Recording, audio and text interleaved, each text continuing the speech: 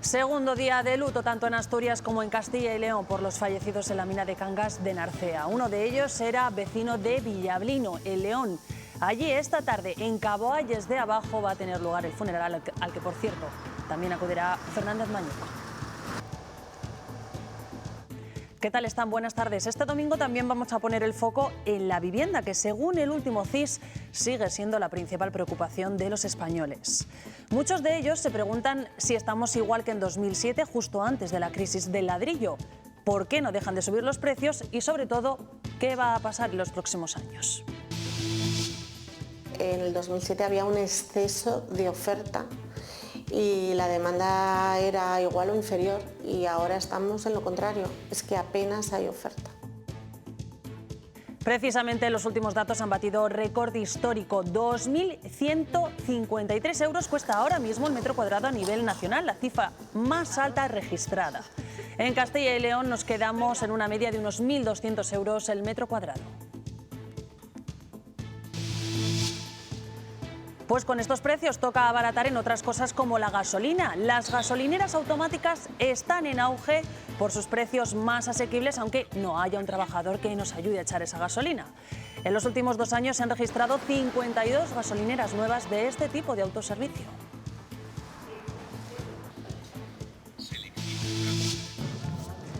Respeto es el lema de la manifestación de esta mañana en León para exigir responsabilidades tras los incendios de este verano. 11 colectivos y unas 500 personas, según la policía local, han participado en esta concentración en la que hemos visto al líder del PSOE autonómico, a Carlos Martínez.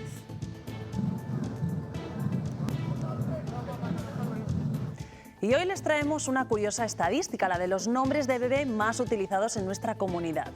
¿Se habían parado a pensar cómo han cambiado las modas en este aspecto? Muy atentos.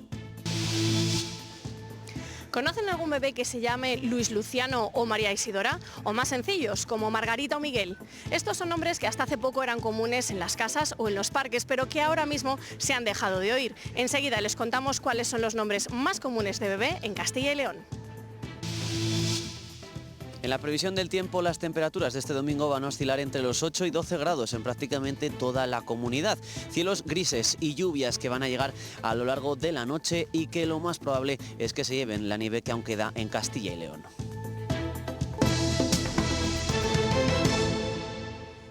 Récord histórico del precio de la vivienda, el más alto desde que arrancó la serie allá por 1995 y por encima incluso de los máximos registrados en 2007-2008 en plena burbuja inmobiliaria. Según los últimos datos del Ministerio, este tercer trimestre ha cerrado en 2.153 euros el metro cuadrado. A nivel nacional, aquí en Castilla y León, ese precio vemos se sitúa en unos 1.200 más o menos. Todavía no superamos ese máximo de 2008, aquí lo tenemos, pero vamos camino de ello. Según los expertos, nada hace pensar que el precio del ladrillo se vaya a estancar y mucho menos bajar. Para mí no estamos en la misma situación que en la crisis que hubo en el 2007, un poco por lo que te digo, es que en el 2007 había un exceso de oferta y la demanda era igual o inferior, y ahora estamos en lo contrario, es que apenas hay oferta. No es que sea poca oferta, pero sí está habiendo un desequilibrio muy grande entre la oferta y la demanda. ¿Por qué? Porque hay mucha demanda. Al final las viviendas vuelan. El tema de los casting está a la orden del día. ¿Qué ocurre? Si yo tengo un piso y tengo 10 posibles inquilinos, como arrendador voy a escoger el más solvente. La principal demanda es la seguridad jurídica. Cuanta mayor sea la información, más transparente y más eficaz es el mercado. Se está haciendo menos obra nueva, el gobierno no realiza vivienda pública, no desarrolla el suelo, los sueldos no suben en la proporción a que está subiendo la vivienda. Es verdad que la vivienda también ha subido porque la calidad de la construcción ha subido mucho. El problema de la mano de obra cada vez va a ser mayor. Los materiales han incrementado mucho, la burocracia de la que hablaba antes se ha incrementado mucho y eso hace que incremente los costes también. Los propietarios, para acometer rehabilitaciones, a veces no disponen de los fondos necesarios.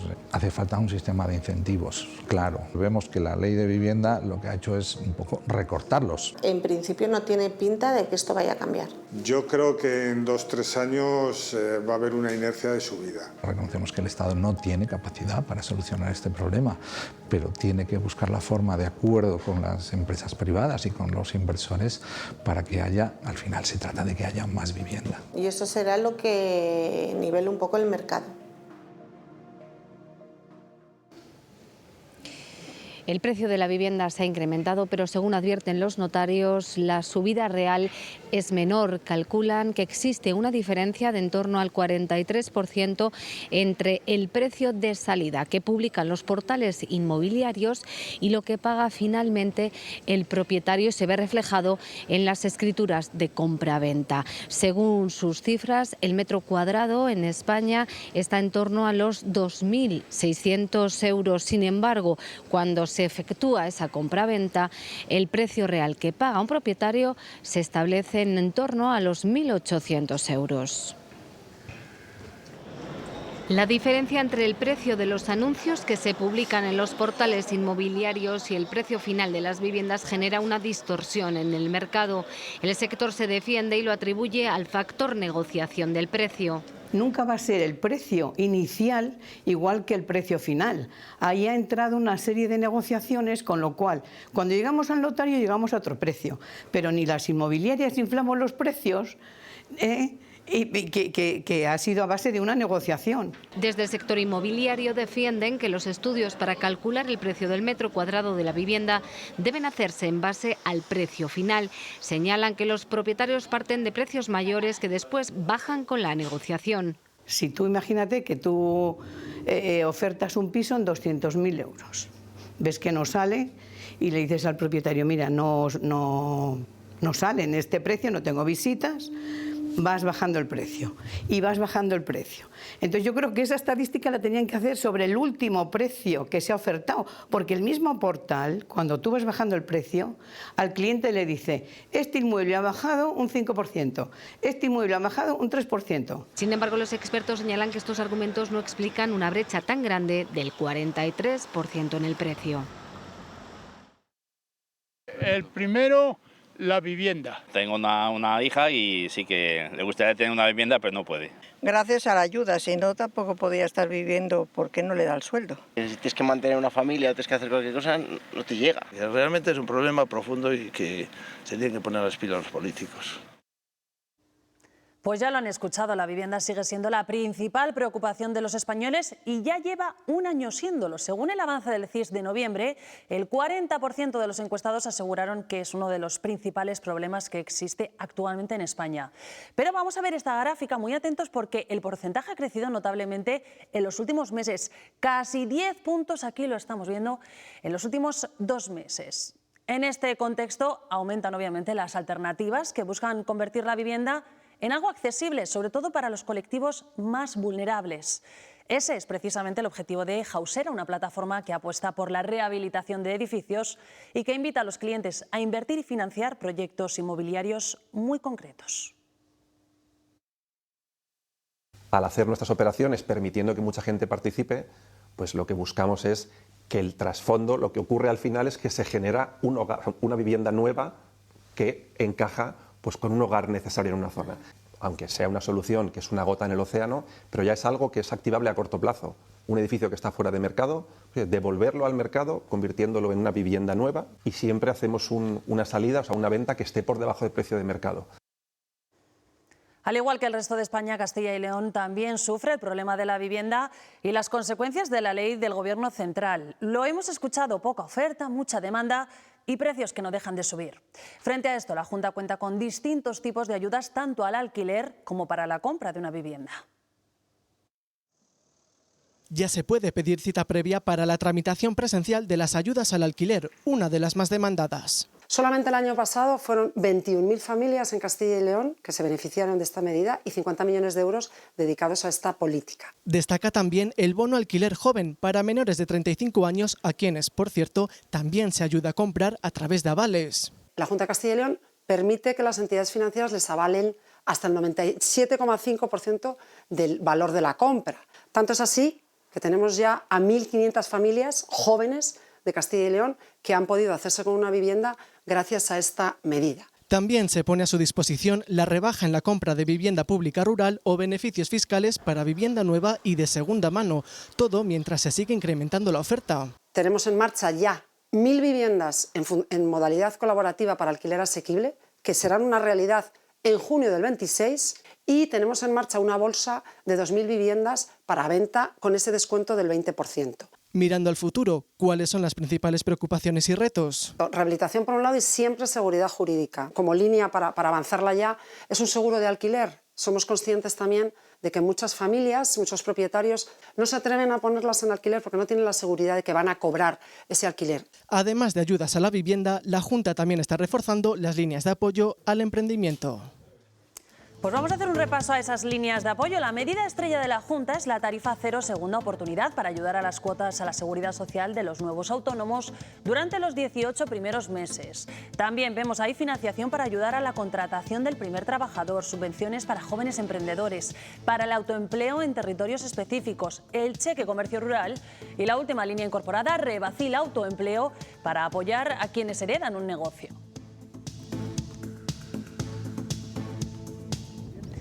Y otra de las inversiones del Gobierno autonómico se está destinando a la ejecución y restauración del suelo arrasado tras los incendios forestales de este verano.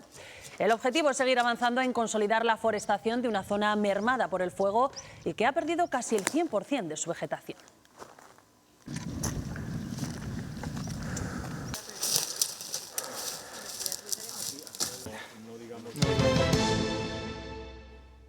La Guardia Civil ya está investigando el hallazgo de un cadáver en Monterrubio de la Armuña, en Salamanca. El cuerpo, en avanzado estado de descomposición, ha aparecido en una construcción abandonada.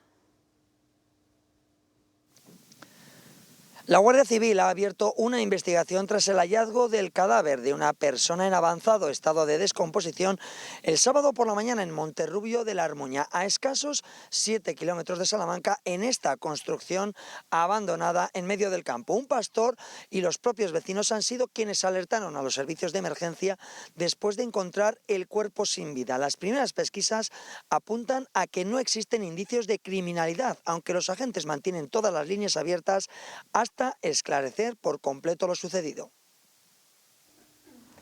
Son imágenes de Ponferrada y de Valladolid, pero en los edificios públicos de todas las provincias estamos viendo esas banderas a media asta como muestra de respeto a los 2 mineros fallecidos el viernes en la explotación asturiana de Cangas de Narcea.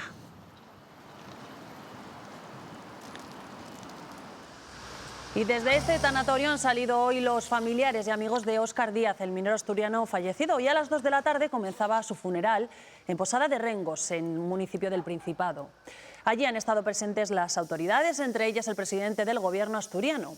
Por otro lado, esta tarde a las 4 en Caboalles de Abajo, en León, tendrá lugar el entierro del otro minero fallecido, Anilson Soares. El presidente de la Junta, Alfonso Fernández Mañueco, también va a acudir al funeral.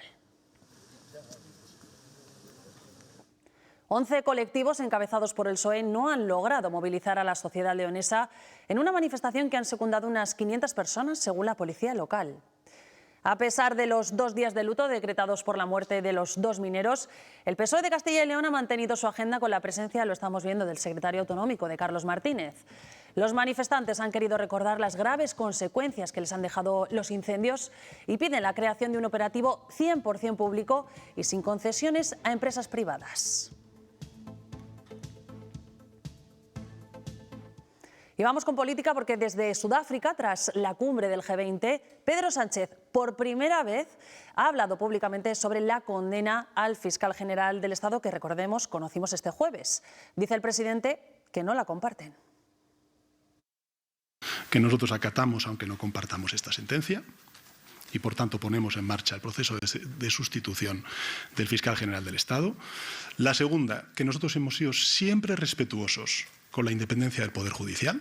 Y 3, que en una sociedad democrática como la que vive España, desde luego, pues no compartimos la orientación de esta sentencia. Por su parte, el Partido Popular critica que Sánchez esté centrando todos sus esfuerzos en defender al fiscal general en vez de preocuparse, dicen, de los verdaderos problemas de los españoles. A él lo que le preocupa es en atacar a los jueces y a las instituciones con el objetivo de tapar la condena al fiscal general del Estado, a su fiscal general del Estado. Lo que le preocupa es tapar los más de 30 personas de su entorno que están implicados en casos de corrupción. Y todo esto cuando está a punto de comenzar una semana crucial en la que, ojo, podríamos conocer el texto de la sentencia que ha condenado al fiscal general del Estado. Además, el miércoles, en la sesión de control al Gobierno, es más que previsible que Núñez Feijóo pregunte al presidente sobre esta condena. Como en el día de la marmota. Ahora que ha llegado la primera nevada de la temporada y que se acerca esa temporada de esquí en las estaciones de esquí de nuestra comunidad, vamos a ver qué podemos esperar para las próximas semanas en este sentido. Si miramos los mapas de anomalías, nos dicen que las próximas 2 semanas, la última de noviembre y la primera de diciembre, van a ser más secas y más frías, con lo cual no esperamos demasiadas precipitaciones en forma de nieve, pero sí es verdad que el ambiente ayudará a conservar esa nieve que ha ido cayendo durante las últimas horas. Eso sí, las previsiones no son demasiado optimistas. Toda la nieve que ha caído parece que se podría fundir, y si miramos este mapa a 2 semanas, esas mayores acumulaciones de nieve se darían sobre todo en Pirineos, y tan solo en zonas concretas de la Cantábrica tendríamos nieve suficiente. Es la previsión de lo que nos viene, pero puntos como el puerto de Santa Inés aún han amanecido con una impoluta capa blanca. Impoluta porque no ha sido suficiente para abrir la pista de esquí y porque lo más probable es que desaparezca con las precipitaciones de los próximos días. Aún así, son muchos los que hoy se acercan hasta aquí para disfrutar de la nieve. Esto es una escarcha. Yo esperaba algo más de nieve, pero no, está muy justita, pero bueno, ya es suficiente. Menos nieve de la que esperábamos, porque está todo cerrado todavía, pero bueno, por lo menos puedes disfrutar con los pequeños. Vamos a pasar un rato con el trineo y a pasarlo un rato bien en familia. Acabamos de llegar, pero vamos a coger los trineos, unas bolas y a disfrutar de este paisaje tan bonito que tenemos en Soria. Y seguro que lo han notado, llenar el depósito de nuestro vehículo es cada vez más caro. El precio de los combustibles ya consolida 3 semanas de subida. Vamos a verlo. El diésel ha subido más de un 3,4% hasta el €44 por litro. Por su parte, la gasolina se ha encarecido un 1,36 y el litro, lo vemos, ya está a 1,48. Con estos precios, muchos conductores buscan alternativas más económicas, como las gasolineras de autoservicio. En Castilla y León, el número de gasolineras automáticas ha crecido con fuerza. Nuestra comunidad suma ya 217. Son 52 más que hace tan solo 2 años. Yo creo que últimamente sí que ha crecido bastante. Aquí, por ejemplo, tienes unas cuantas. Una de las razones de este auge es el precio. En estas gasolineras el combustible es más barato. La diferencia puede llegar a ser de hasta 15 céntimos menos por litro. En un momento en el que los precios de los carburantes no deja de subir, esto llama la atención de los conductores. Porque son más baratas y no tengo ganas de gastar más dinero de lo que es. También obviamente nos ahorramos unos céntimos. Se selecciona el combustible y la cantidad, se autoriza el pago y se reposta. En estas estaciones de autoservicio no hay operarios y precisamente eso, la falta de empleados, ha generado críticas por parte de muchos conductores. Que también dan puestos de trabajo. Aquí hay que trabajar todo el mundo. Por eso hay quienes prefieren acudir a las gasolineras de toda la vida. Sí, me gusta más que haya alguien que no lo haya. Me gustan más las otras. De hecho, suelo usar más las que me sirven que en la que me tenga que servir yo. Un debate que sigue abierto mientras el mapa del repostaje de nuestra comunidad vive un cambio que marcará el futuro. ¿Alguna vez se han parado a pensar cómo ha cambiado la forma en que se elige el nombre para un recién nacido? Hace décadas ya que dejamos atrás el santoral o la costumbre de heredar los nombres de los padres. Ahora las modas son otras y los nombres también. ¿Cuáles son los más repetidos? Se lo desvelamos. Mateo, Martín, Lucía y Sofía. Puede parecer un trabalenguas, pero ahora mismo son, según el Instituto Nacional de Estadística, los nombres favoritos escogidos en Castilla y León en el año 2024 para nombrar a los recién nacidos. Atrás quedan los nombres compuestos como María del Carmen o Francisco José, los que derivan también del santoral, del día de nacimiento o de bautismo, como Inmaculada o Ignacio, y también es raro que ahora mismo en una casa la madre y la hija, por ejemplo, se llamen de la misma forma. Hoy en día lo que se estila son nombres cortos, originales y generalmente que no tengan vinculación familiar. ¿Cómo os llamáis vosotros y cómo se llama el niño? Yo me llamo Ildefonso, el niño se llama Miguel, sigue la tradición de los abuelos. Daniel y Marina. ¿Y el suyo? Daniel también. Empezamos la primera saga, sí. Esto que acaban de escuchar es muy poco frecuente hoy en día, porque los padres actualmente se decantan más por nombres originales y cada uno con su propio nombre. Por eso, cuando preguntamos cuál creen que es ahora el nombre más popular entre los bebés, las respuestas son variadas. Julián. A lo mejor Bruno y Martín. Mateo. Mateo. porque mi nieto se llama Mateo. Sí, Mateo es por segundo año consecutivo el más elegido por los progenitores en nuestra comunidad. Como ven en el mapa, es el más popular en León, Burgos, Valladolid y Salamanca, y empata en Soria con Martín, el segundo nombre más utilizado y que encabezaba el ranking hasta 2022. Es el favorito en Zamora y Segovia. Más originales han sido en Palencia y Ávila, que se han decantado por Adrián y Lucas, respectivamente. Y en cuanto a niñas, Alma, quizás Olivia. Lucía. volvemos al mapa y vemos que a pesar de que Lucía sea el nombre más común en 2024, solo se impone en Valladolid y Soria, mientras que Sofía, el segundo más elegido, gana en Burgos, Ávila y Segovia. Vega completa el podio siendo el predilecto en Palencia, Zamora y Salamanca, y el cuarto nombre más escogido en Castilla y León ha sido Martina, que como ven, reina en León. Y atención a esto porque según un reciente estudio del Colegio de Podólogos, la mitad de los niños tienen los pies planos. La buena noticia es que si se detecta y trata a tiempo, se puede corregir y evitar así futuros dolores. Los podólogos advierten que casi la mitad de los niños en edad escolar entre 6 y 12 años de Castilla y León tiene los pies planos, una dolencia que tiene una mayor prevalencia en los niños, el 45% frente al 40% de los casos en las niñas. Si vemos que los escolares se tropiezan con frecuencia, presentan dolor de pies o piernas y desgaste excesivo en la parte interior del calzado, pueden tener pies planos. Pues el pie plano es un descendimiento del arco longitudinal interno, el arco que tenemos dentro del pie, que se nos va hundiendo. Y esto puede ocurrir en distintas fases del crecimiento, entre los 6 y los 12 años. Un problema que puede ser corregido si se detecta a tiempo y se trata de la forma correcta por un profesional. Y hacer un estudio biomecánico del pie de ese niño. Sobre una plataforma de presiones vemos también la estática y la dinámica del pie y confeccionaríamos unas plantillas si fueran necesarias. Primero un diagnóstico y luego un tratamiento. Si están cogidos a tiempo se pueden ir corrigiendo, se pueden ir modificando las plantillas a medida que el niño va creciendo y algunos sí que se pueden corregir. De lo contrario puede llegar a generar problemas. Puede aparecer molestias en la parte del retropié, en la parte del talón, rodillas en valgo que son metidas hacia adentro, problemas en las caderas, anteversión de caderas y luego pues también problemas de espalda. Por eso el Colegio de Podólogos de Castilla y León aconseja a los padres y madres llevar a sus hijos a revisiones periódicas durante el crecimiento y no olvidarnos de que prevenir siempre es mejor que curar. Y nueva reunión interprovincial de las asociaciones de alcohólicos rehabilitados de Castilla y León.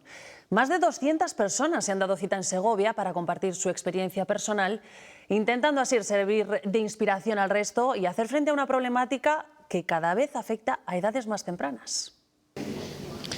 Bajo el lema Herramientas y Estrategias, este encuentro ha vuelto a Segovia varios años después, reuniendo asociaciones de toda la comunidad.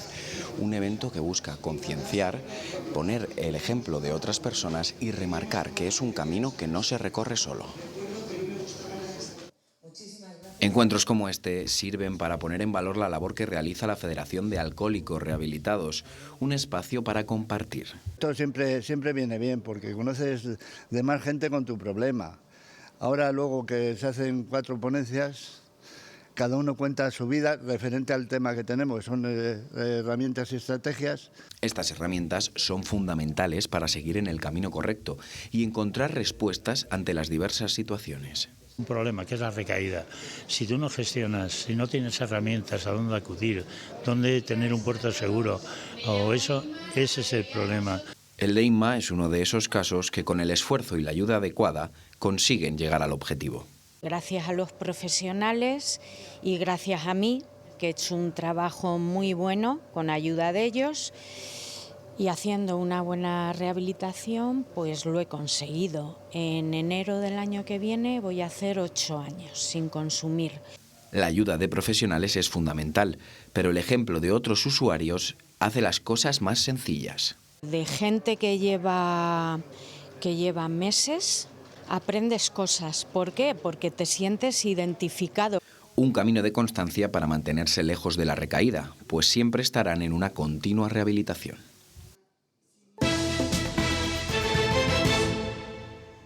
Una empresa de Ávila ha sido capaz en tan solo 7 días de posicionar un producto en el mercado internacional.